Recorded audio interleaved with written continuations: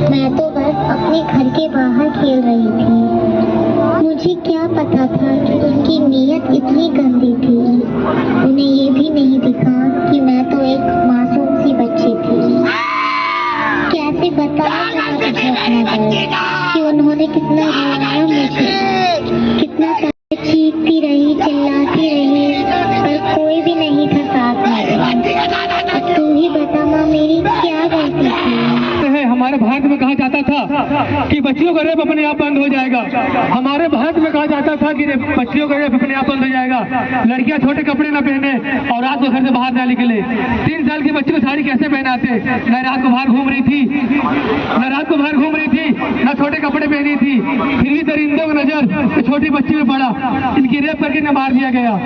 जैसे कि आप देखते हैं, अगर ऐसे ही हमारे भारत में रहा कि रेपिस्ट भी बच्ची को रेप करने से मुंह नहीं देखते। बच्ची 3 साल की है कि 6 साल की है, कि वो 6 महीने की है कि 6 साल की है, और आप अपने बच्चे का हिसाब मांगने जाओगे, कानून के में बोलता है कि दरिंदा 17 साल का है, नाबालिग बोल के छोड़ दिया जाता है, नाबालिग बोल के छोड़ दिया जाता है।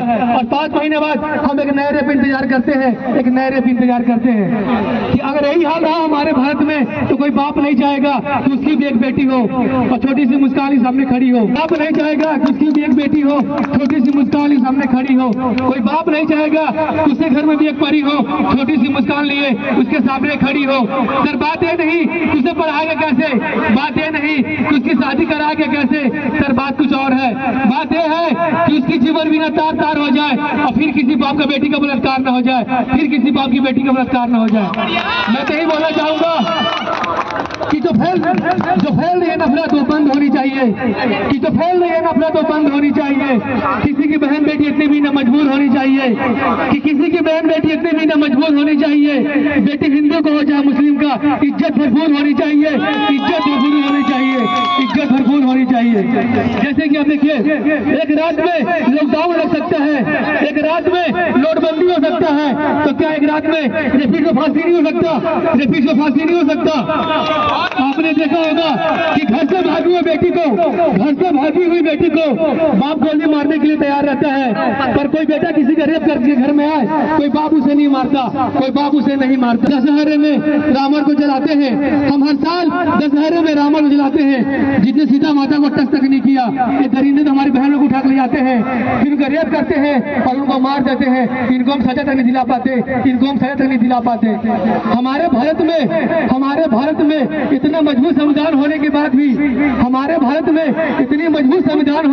भी, हम रेपिस्ट को फांसी नहीं दिला पाते। सोचो वो क्या लड़े होंगे, जो हमको बराबर का अधिकार दिला दिए,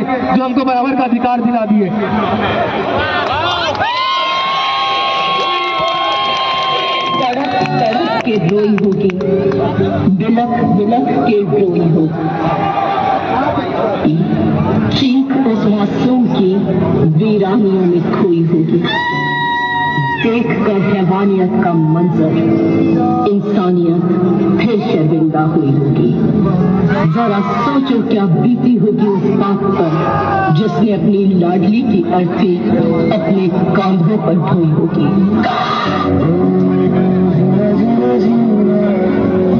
तो जितने मेरे माँ बहनें खड़े हैं, मैं इनसे बोलना चाहूंगा कि रानी लक्ष्मीबाई के जैसे स्थान रखो, जिगरे में जान रखो, उठा लो हाथों में तलवार, खोज दो कट्टा सलवार में। तुम भारत माँ की बेटी हो, दरिंदों को मारो अपने अंदाज में, जय भवानी। रेपिस्ट को फांसी होनी चाहिए, बच्चों को इंसाफ मिलना चाहिए।